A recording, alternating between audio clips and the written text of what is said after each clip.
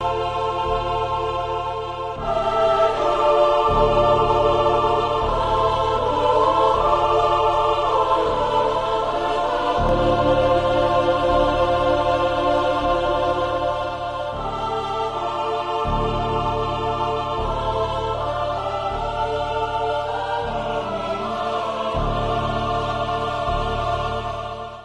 folks, BlackCross here. Welcome to the spoiler version of Kingdom Hearts 3. So, yeah, you have been warned. This is spoiler version of Kingdom Hearts 3 review. A relatively detailed one, but one that I want to go ahead and talk about and get out of the way and stuff like that. So, alright, so, before we talk about the biggest elephant in the room, the story, let's talk about everything else and then we will discuss the story. Okay? Much like how I said my spoiler 3 version of everything else, they basically compute with each other, but in this one's going to be a little bit finer detail. So, let's first talk about the combat, per se. The combat is really good. I absolutely love the combat. It's actually probably the funnest part when it comes to Kingdom Hearts 3 itself. I was very excited about the combat system anyway, but now that I've played it a lot more, I love it even more so, and for good reasons, too, for good reason. There is a lot going on when it comes to combat, so we'll talk about in scaling. So, first of all, you have the basic combat, you know, you use your spells, you attack, you jump, dodge, and so on and so forth. Well, as you continue fighting, your bar actually grows. There's a bar on top of your command situation, which are 3 little arrows. And as soon as the third one is filled up and it moves on, it gives you a different command. This is what's called the situational command, and you use it whenever it shows up and whatever ability that you've been building up to. For example, let's say you've been casting fire for quite some time. Eventually it builds up to where you can use fire, and then it grows even higher as you attain higher ability, up to where as soon as you get fire, you get Fire the with a Z rather than a G. And I'm sure a lot of people are pronouncing it differently, but for the moment I am pronouncing it as the. So it's the with a Z. Anyway, so there's that. You also have the different character abilities that you get to use when you're in these different worlds. Like Donald and Goofy, some of the different characters that you go into all the different worlds, like Hercules and stuff. They have their own different command abilities that you can use. And whenever they show up, whenever needed to, of course. Then you also have the Keyblade transformation. This is the one that I've been wanting to try out as soon as the game came out. The Keyblade transformation is by far the funnest part of the entire combat. I absolutely love these things. More so than I cared to admit, I think. And I think the best part about it is it makes these Keyblade more likable. They're not just like upgraded weapons and stuff for your Keyblade, but they're actually different combat maneuvers. Each Keyblade has a different ability compared to the next. Now, record, there are like 2 or 3 Keyblades that are more or less kind of the same, but some are way more different than others. For example, you have the traditional star-like Keyblade that you get, which is basically the one that changes into the dual gun Keyblade, the dual gun command. But then you get the Honeypot Keyblade that you get in Pooh's World. That one is more or less the same, except it's the Guardian version rather than the magical version, which is weird, but it works. It's color scheme rather, but anyway, it kind of more or less acts the same in that regard. Then you have the first stage of the Keyblade transformation for both the Monsters Inc. Keyblade and the Frozen Keyblade. Now, both of these Keyblades are slightly different in their advanced versions, but their basic version is more or less the same. It's more of a melee fighting Keyblade, to be precise, rather than their second form. Both of them are massively different, but yet their first stage is somewhat the same, more or less. But that's perfect examples of what I mean whenever I say the phrase that some Keyblades more or less act the same, but for the most part, every Keyblade is drastically different. And I absolutely love that. It just makes them more unique, rather. Like, for the longest time, my personal favorite whenever I was playing through the game, I was using the Kingdom Key for a long while, and then I was using the favorite deputy, which is the Toy Box's Keyblade. Both of them were my personal favorites, but when I got further into the game, such as Monsters Inc., and I got the, I believe it's called Happy Gears, the Monsters Inc. Keyblade, that one is absolutely overpowering. I kid you not, okay? When you finally get into the second phase of the Keyblade transformation, which is the dual-wielding yo-yos, you basically grapple yourself onto an enemy and you pull yourself to that enemy. And imagine like that in a combat of Kingdom Hearts, where normally you're using a sliding dash in order to attack your enemy. In this case, you're using a flippin' yo-yo. It's absolutely that fun. I absolutely love it. But then there were some other Keyblades that I've been discovering that have become my personal favorites. For example, I knew I was going to like the Pyrus Keyblade, which is Wheel of Fate. But I like it a lot more than I normally would. It's that much more fun of a Keyblade to use. It's so entertaining, you know? In Mythly, the Big Heroes Keyblade, I forgot the name of the Keyblade that one's called, but the Big Hero 6's Keyblade, that one's really good. Mostly because, according to what one friend of mine was saying, it's essentially like every Keyblade put together, almost. That's basically what it is. I mean, there's no better way of putting it. It is like everybody's Keyblade put together into one. You know, you've got the favorite deputy hammer one, you've got the yo-yo trick one, and all this stuff. But ultimately, all the Keyblades are essentially different in their own right. Then you have the Attraction Flow Rise. That's probably my problem, is that I kind of wish there was more Attraction Flow Motion rides in Kingdom Hearts 3. What we saw in the trailers, unfortunately, was all we got. I cannot be specific. I figured there'd be like at least 3 more that they would showcase. But no, what we saw in the trailers, that's all of the attraction flows that we would get. And, I mean, on the one hand, it's okay, because, I mean, it makes sense, you know? You don't want to get too overblown to where you're waiting for Pacific 1 to show up. But considering how long Disney's been around, I figure they would have went with a little bit more differences. Like, other than, like, the Teacup ride, which absolutely my favorite ride in real life. In the game, is really good. I love it. The pirate ship one is really good to use, especially on a crowd. The carousel one is pretty good. It's decent on its own. But for the most part, there's a lot more rides that goes on into Disneyland itself. And I kind of wish they would have had more, especially Splash Mountain. To not have Splash Mountain on there is quite a shocking for me. But still, to a point though, all the rides that they have on there, they're all really good. They're all really fun to use. Some of them, however, depending on how far you go into the game, they're relatively short. So you might miss being able to use the final move before it runs out. Like, the bar will actually go this fast before you even get a chance to use it early on. But later on in the game, you'll have abilities to where it'll extend the duration, and instead of going from like this, it's going from like this. So you're going to be able to use it for a longer period of time. Same thing for like the Keyblade transformation. The duration will actually last longer whenever you get more abilities like that. But then we have the links. Much like how the attraction flow abilities are, this one, pretty much the same thing. We've already seen them all in the trailers, but they're pretty good on their own. Admittedly, I kind of like Stitch's as well as Simba's better. The Dream Eaters are a little bit, the Dream Eater one, Meow Meow rather, it's a little bit hard to use because it only has like 2 different button prompts in terms of combination attacks. And it only works well whenever there's like a really big crowd. It doesn't really work well when you're like fighting 3 big guys. And you would think 3 big guys is going to do a lot of damage. There's one ability that it has and it doesn't really do that much damage. So it's like one of those things where it's like the links are probably the weakest part next to the traction ability rides. It's probably the weakest one, except for Stitch. Again, Stitch is probably the better one. I'm sure some people probably like Ariel's as well as Wreck-It Ralph's better, probably. But Stitch and Simba's are probably the best ones that I've played so far out of it.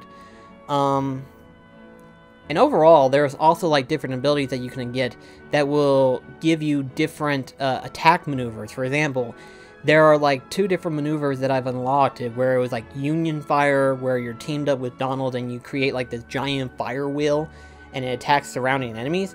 And then you get this other ability, I don't remember the ability that it's called, but it's the one where basically Sora grabs Goofy and Goofy spins around Sora with his shield and everything like that, basically knocking enemies back off and stuff. So those are really nice to see. Those are actual in-game combat. It's not just something you have to trigger for a triangle. That's something that's in combat whenever you're near Donald or Goofy, and that's really nice to see. Let's see.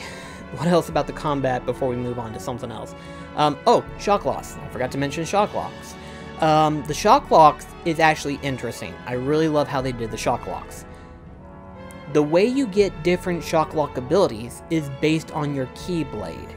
And that's the cool part that I like, is that if you have the Kingdom Key, you're going to be using a particular shock lock ability that it has with you.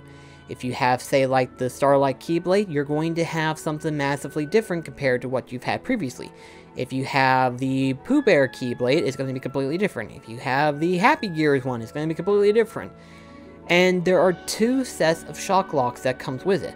One for if you partially charge it, which is basically a scatter ability where it locks on to different targets and does damage to them.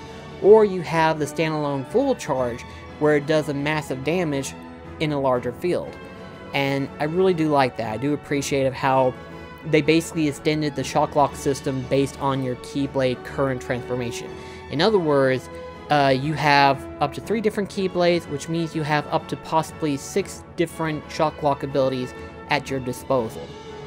So again, that kind of coincides with the Keyblade transformation, which I absolutely love. So the combat is top-notch, the best thing in the game.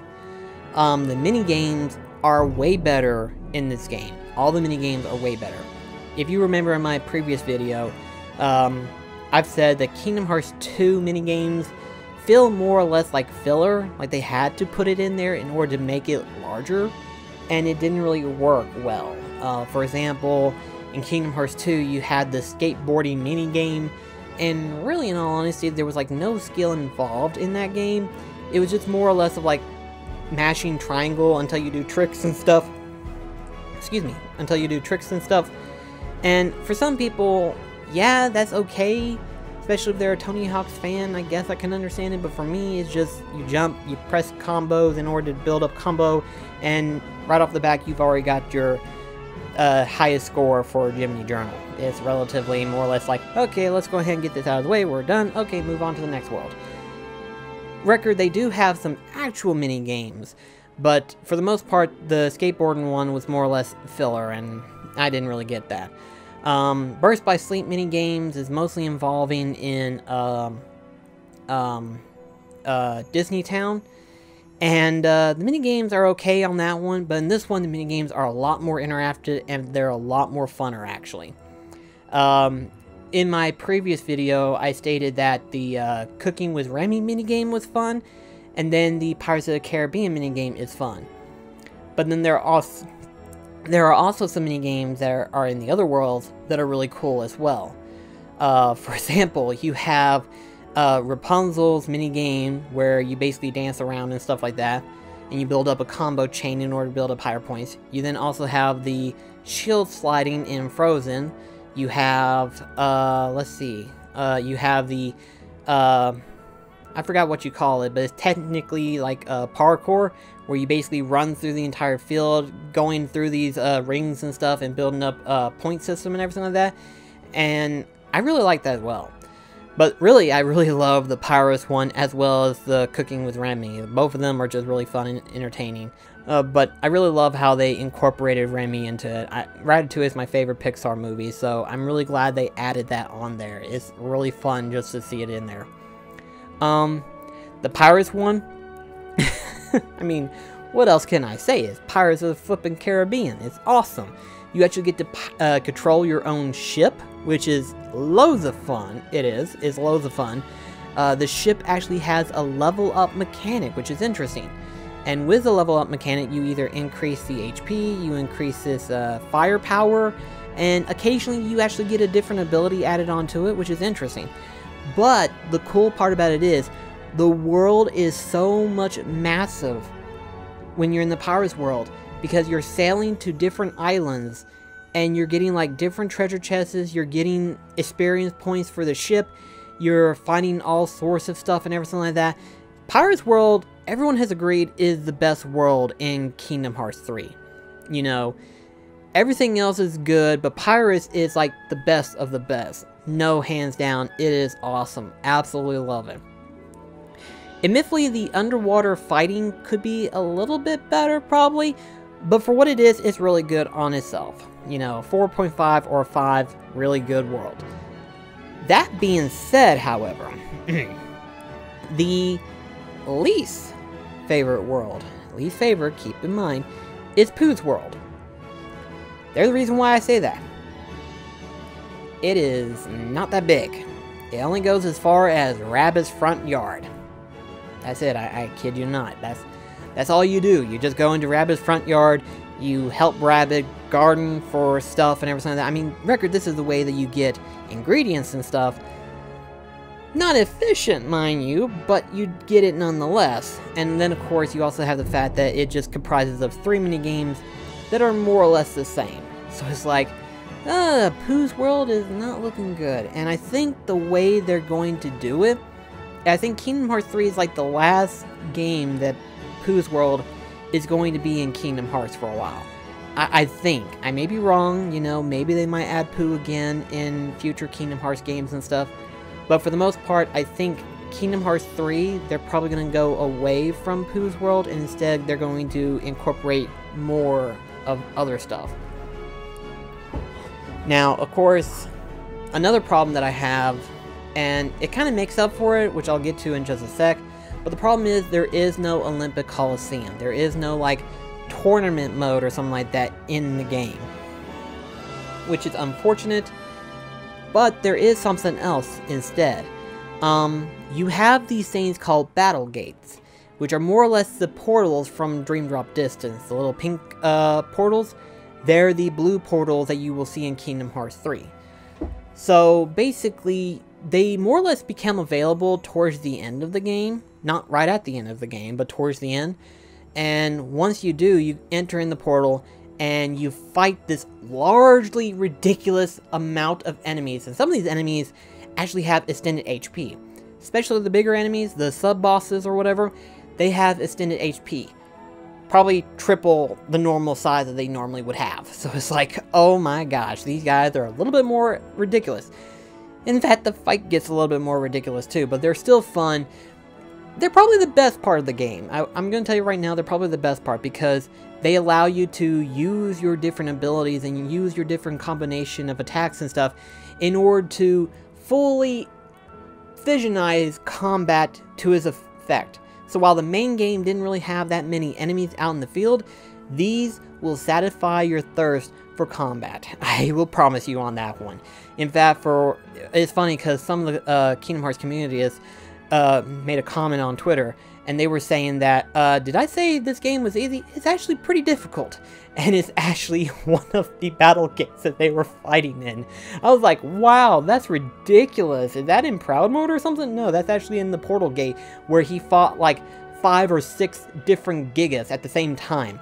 Actually, it wasn't even 5 or 6, it was more like 8.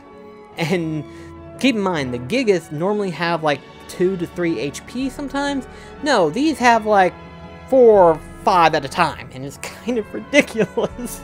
It's like, oh my gosh, this is awesome. I love this. Oh man, I wish the rest of the game was like that, but then again, early on it would have been a little bit more difficult. But at the same time, it's awesome in its own right. Again, the minigames are just awesome, the combat's awesome. The battle gates, the fact that they added this into Kingdom Hearts 3, absolutely love it.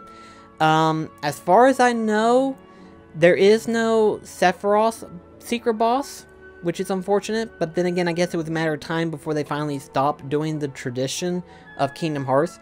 True, Sephiroth was in 1 and 2, but obviously it had to end eventually, so Sephiroth is no longer in Kingdom Hearts 3. Actually, that's another sad thing too. There is no Final Fantasy characters in Kingdom Hearts. There are Final Fantasy references, like Mool and stuff like that. but there is no Leon, there is no Aerith, Cloud, Tifa, or any special Final Fantasy character that's introduced into that particular installment. There are no Final Fantasy characters that you can see or speak to, which is unfortunate. In fact, another thing too, you don't really visit Radiant Garden. You see Radiant Garden a lot, but you don't get to visit it, and I kind of wish that it was a visitable world, but it's not. So it's kind of like the game is great, but it lacks in like smaller details. Like there is no Coliseum match, but it has a battle gate, so that's okay. You don't visit Radiant Garden, so that's unfortunate. There is no Sephiroth, which is okay, because, well, we kick his ass again, more or less. But, for the most part, the actual main game itself is really good. But let me go ahead and go into detail of something else that I really like. And that's the worlds themselves. The worlds feel so much more alive in this one than it had in any Kingdom Hearts game. For example, you have the fact that in Twilight Town, you know, there are people that actually do live there, but not enough to say that it's an actual town, per se. However, though, in this game, Twilight Town is filled with numerous of people, way more NPCs than you would normally see in a Kingdom Hearts game. And it's like, where'd you all come from? It's incredible, it's insane. It also carries on in like Tangle's world, which is the Kingdom of Corona.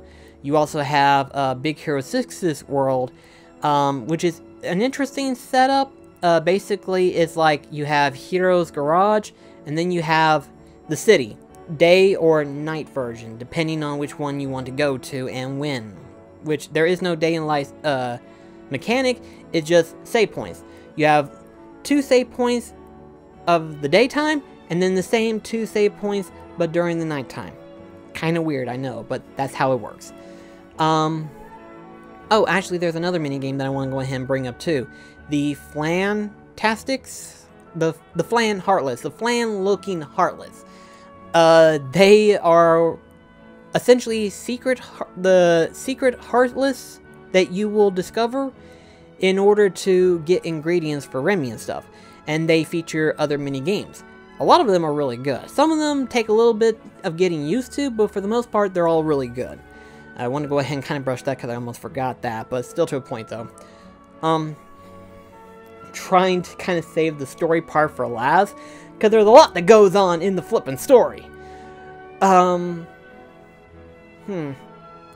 guess that's it. Oh, let's talk about the gummy ships. Oh, I almost forgot about the gummy ships. Why did I forget the gummy ships?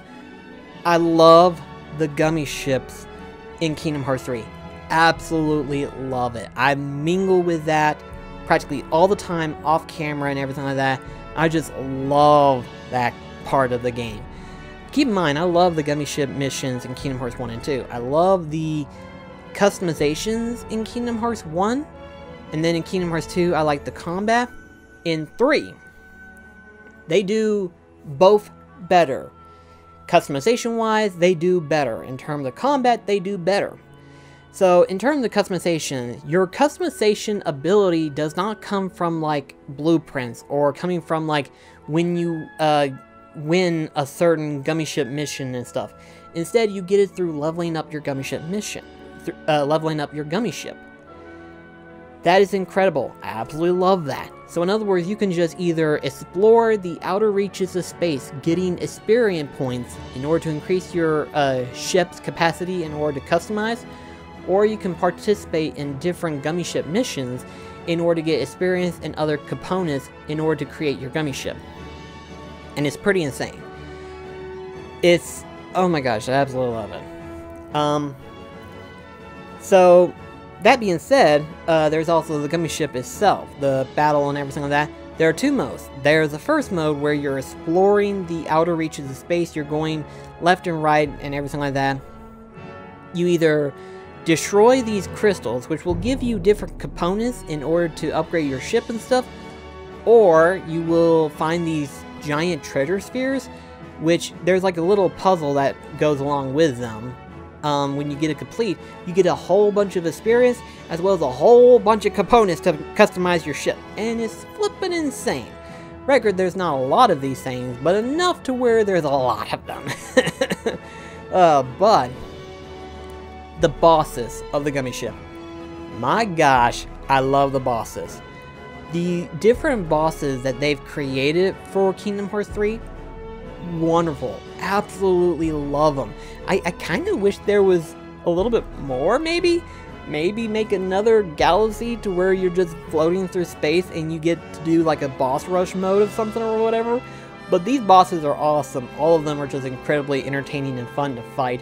The Gummy Ship battle itself, from the individual smaller enemies and stuff, is really fun. And I can see where the Einhander comes into play. Because keep in mind, this part of the game was actually made by the people who did Einhander, which was a Square Enix, well, Squaresoft, mind you, game that was released for the PlayStation 1, which we really need some kind of a re-release for that, in some form of way, either a remake or a remastering release of it in current consoles. I would like to see that at least.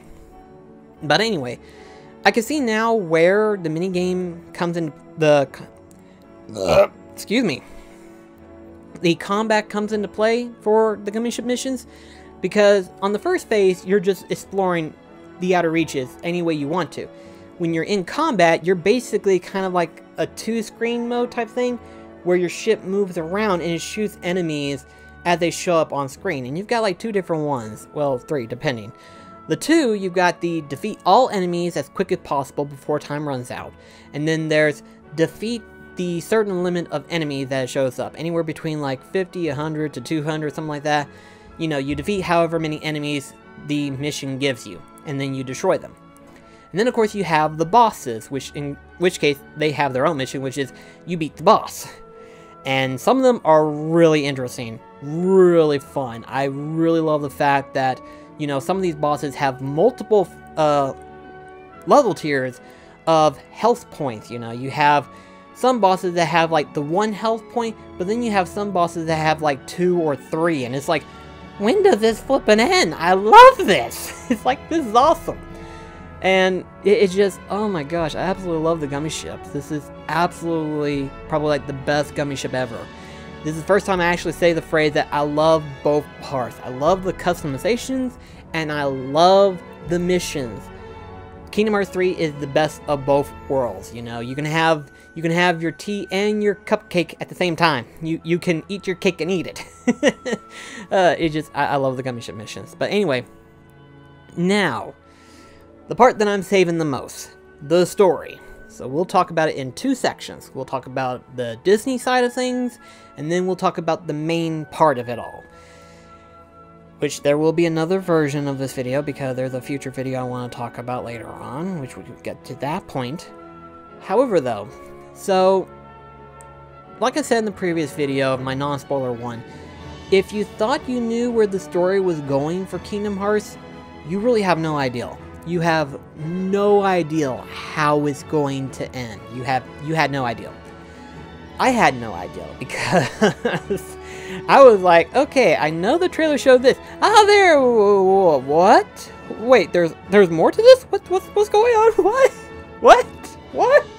What's happening? What's going on? I'm scared. This is incredible. The story is actually that much more novel than it used to be. But before we talk about the main Kingdom Hearts story involving the battle with Organization 13, or the real Organization 13, should I say, you know, the Great Keyblade War, let's talk about the Disney worlds, okay? Obviously you have Olympus, where it talks about Hades finally summoned the Titans in order to go up to Mount Olympus to take over Olympus itself. You actually get to fight the Titans. Record, you don't get to fight the Cyclops, which I would have liked to have, but you do actually get to fight Rock Titan, Ice Titan, Lava Titan, and Wind Titan, which is pretty nuts. I kid you not, it is nuts. I love that. I love the animation that Hades has in it. It's a perfect example of how Hades would normally act, and it's like, it's beautiful. I love it. But obviously the world choices that they went with, they wanted to push the boundaries in terms of graphical development that they can go with. Obviously, some of these worlds are more or less 3D imagery, much like how Big Hero 6 is, how Pixar films, Toy Story, and Monsters Inc. are, and they want to see how far they can go in terms of the live-action films, much like Pirates of the Caribbean. And so I can actually see them using other live-action films that Disney has made. Like, for example, we could see 10,000 Leagues Under the Sea, or we could see, like, Mary Poppins, or whatever other live-action film that people can think of that would be really good to see in Kingdom Hearts. I'm sure a lot of you guys can think of a bunch of them, just not any of the teenage live-action films that Disney has produced over the years. I have my reasons, just they would not work for a Kingdom Hearts game. Now, Mary Poppins, probably yes, I would be up for that. But not so much like, what's some of the films that Disney have created? Either way. Anyway, though. However, though, there are some cases that were stated before that kind of changes around. For example, Toy Story Toy Box World. What happened was that the toys, Woody, Buzz, Rex, Ham, Surge, the aliens, they end up getting magically warped into this alter world that was somewhat created by Organization 13. I guess it hasn't been defined, but it was created, and they somehow got themselves stuck into this world. That's not the problem. The problem is that according to Mora, this is canon to the Toy Story lore. Why do we have a Toy Story lore? Why do we have a lore? Why is it a lore? It's a movie franchise. Does it have to have a lore? No offense, I love Toy Story, but does it have to have a lore? I mean, hell, we're getting a fourth one, and it's like, what? Excuse me, what? What? Why do we need a fourth one? Anyway, so this is supposed to be canon in terms of the Toy Story story. I don't see how. Because, well, first and foremost, you know, the way they ended it in Toy Box. Obviously, they said that they'll never forget Sora, Donald, and Goofy. Okay. Except, how does it translate through, like, the third one? Because this obviously takes place after the second film. But how does it take place before the third or before the fourth, for that matter? I don't know. I'm kind of confused. Anyway, either way. The Monsters Inc. world, I absolutely liked it how it comes after the actual Monsters Inc. movie. It was really good. I love it. Both Frozen and Tangle are more or less of a, yeah, this is what happened in the movie, so it's going to happen in the game. Frozen a little bit too well. I like Frozen. I like the movie Frozen. Frozen is good. The songs, they're okay. It's just both the film and the songs have been drilled into our heads for the past 3-4 years. When did Frozen come out? I forgot, but it's been drilled in our heads since. And to have the song Let It Go play in the game.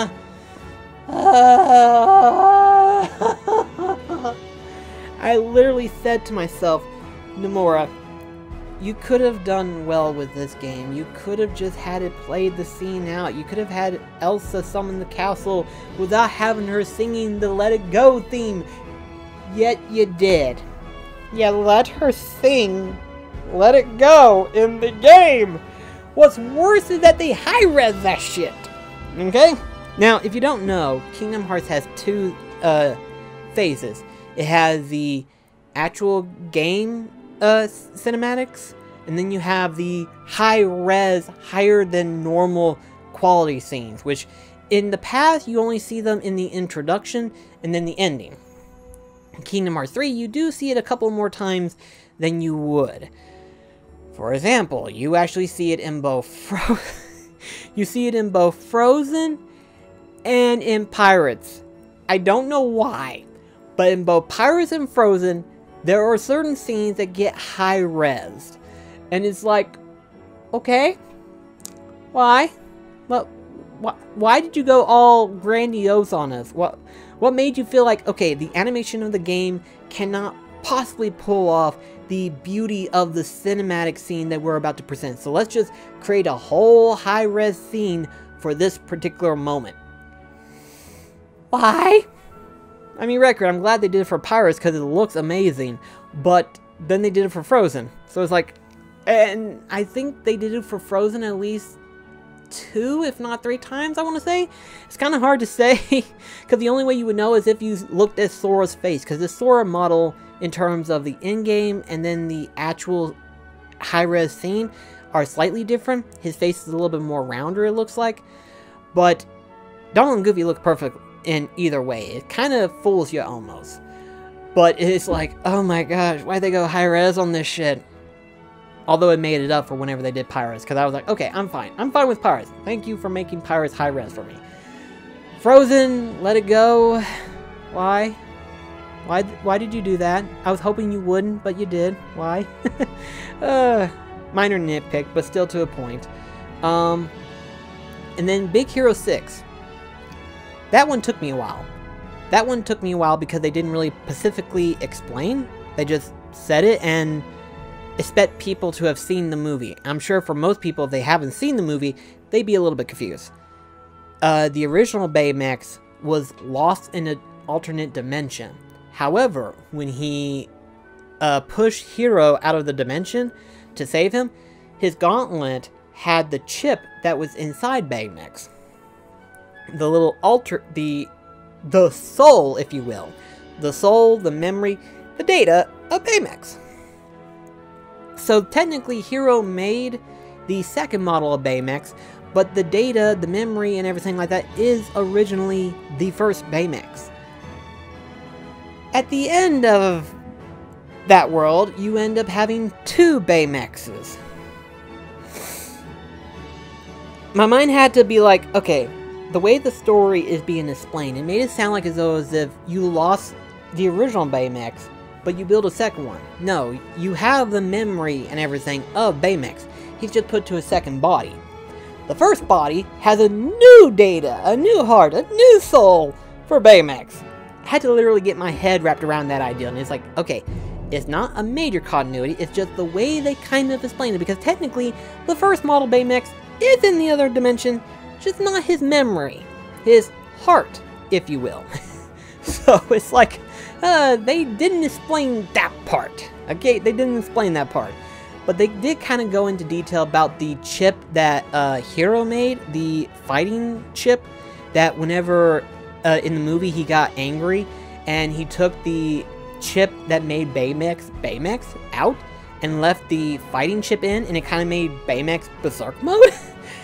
That stayed with him. That stayed with him. So that's how his heart got darkened, because the organization tainted it with darkness enough to where it became a Berserk mode Baymax. So either way though, that's basically how that story works.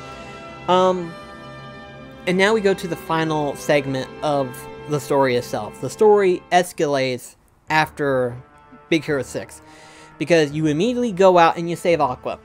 I was happy about that. I was like, I knew we would save Aqua. I knew we would save Aqua. You kind of had me scared for a second. I was afraid that we were going to have to fight her in the big Keyblade War. I was afraid she was Norded. Not necessarily. She's just heavy in darkness because of her despair, which I can't blame her because she's been inside the realm of darkness for a long time. A very long time. According to the game, apparently 10 years. Which, that's a long ass time for someone to be in the realm of darkness alone. By herself. I'm sorry, Aqua. We didn't mean to take so long, but... So, after you save Aqua, then you go into Castle Oblivion, or should I say, in a very beautiful transformation ways, Land of Departure, which is grander than you would think. It's pretty fun to watch. Then you go and save Ventus, which is awesome. So, everybody gets together for the final showdown. Obviously, the 7 Guardians go to the Keyblade Graveyard, which is an actual world that you go to. Instead, you don't visit Radiant Garden, nor do you visit Destiny Islands, which is a shame. I was actually hoping that you would visit those worlds, but you don't. Either way though, you go and traverse into the Keyblade Graveyard, and the story escalates into multiple different directions, to a point where they even add in Union Cross's stuff in it. Now, I heard that technically they were going to add in the top players in terms of the PvP ranking for Union Cross. I knew they were going to do that, but I didn't know how. Whether it be through various of tombstones or stuff like that. Not necessarily. Instead, it goes for like a final showdown with the Demon Tower, I suppose you'd call it, Demon Tower of the Heartless. It goes for that final showdown for that part. And it's pretty cool to see all the different names show up. And it's like, it's pretty cool. I have to give them credit. This is definitely a retrospected Kingdom Hearts game. I really am glad that they kind of did something like that. I didn't really participate in it because, number one, I don't have Union Cross. Number two, I don't have a smartphone. Either way, though, it was very nice to see that. I was really glad that they did add that on there. But from then on out, it gets a little insane, okay, in terms of, like, how the story plays out. It kind of does the whole, like, phase in, phase out time thing. Like, at first you think it's going to destroy itself, then it saves itself, then it destroys itself, then it saves itself, then it destroys itself, then it saves itself, and then they go for the Keyblade Graveyard for the ultimate clash with Organization 13. Kind of goes back and forward, so it's like, okay, are we done? No, we are not. We are still going at this game, guys. Holy crap, this is ridiculous, but I'm loving it either way.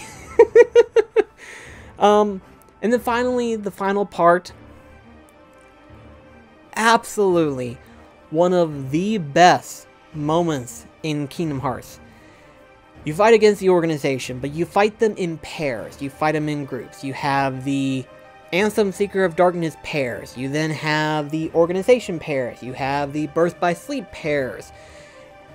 It is absolutely crazy, but I love it. I love it. The fact that you actually get to fight multiple enemies at one time. You get to fight like 3 or 4 at the same time. Absolutely fun. It's nothing insane, and it gets kind of scary, but it's fun. Absolutely fun. I love it. And then the final showdown. The final showdown with the final boss, which is Xehanort. You should know this by now. Xehanort's the main enemy, so of course he's the final boss. I have no words. I have no words. This is... They were trying everything in order to top any Kingdom Hearts game that came out. They tried to top it all. They succeeded. It scared the living shit out of me, but they succeeded. They succeeded in actually making the final boss better than every final boss that has come out to this point. It is nuts. It is crazy, and I love it. I love it. I can only wish I could fight them again. You know, just anytime I want to. Not just like, oh yeah, as you play through the game. No, anytime I want to, but with double their HP.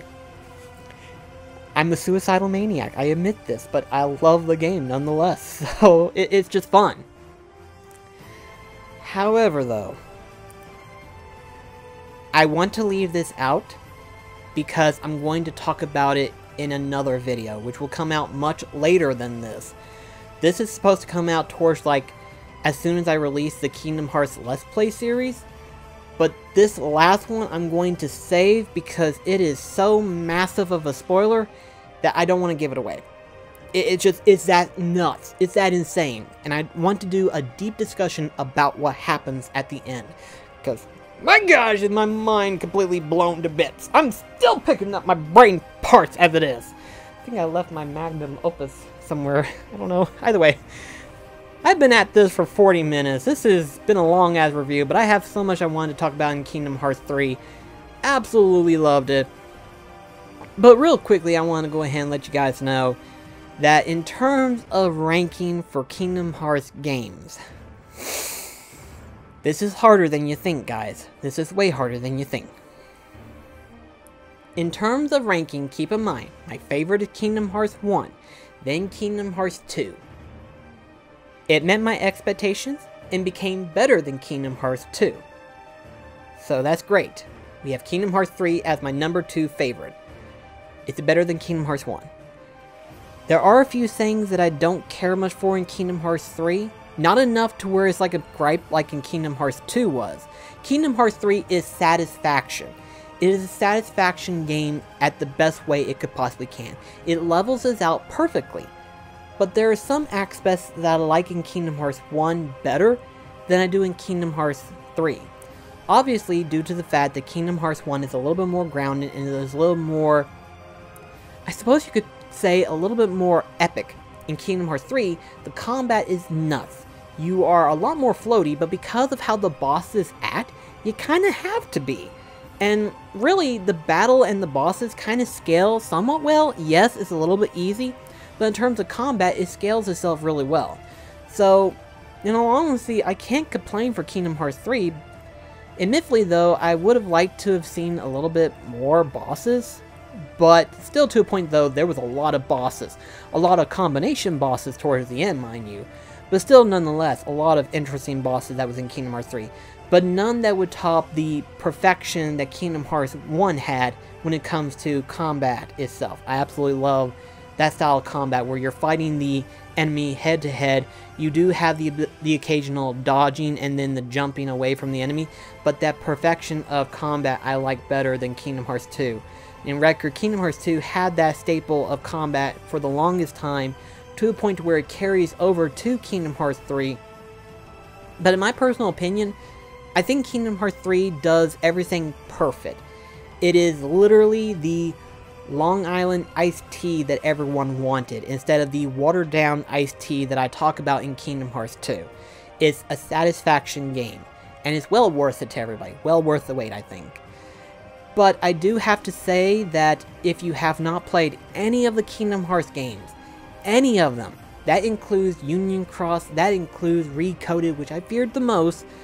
If you haven't played any of them, or don't know any of the story that goes on in those two games, or any of the other previous games, this game you will probably more than likely hate. This is the one that I feared the most, and there are a bunch of people tweeting out there saying that this game sucks because they didn't understand the story, and it was something that we, as dedicated fans of the Kingdom Hearts series, was afraid. We were afraid that because of how the story is, if they didn't do anything about it, that people would review it based on the story.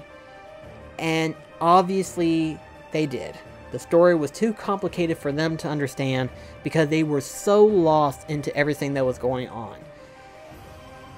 And it's kind of sad because Kingdom Hearts 3 is perfect. It finally ended everything together. It leaves you hanging at the end. And I will go into detail about it in another video. But until then, thank you so much for watching.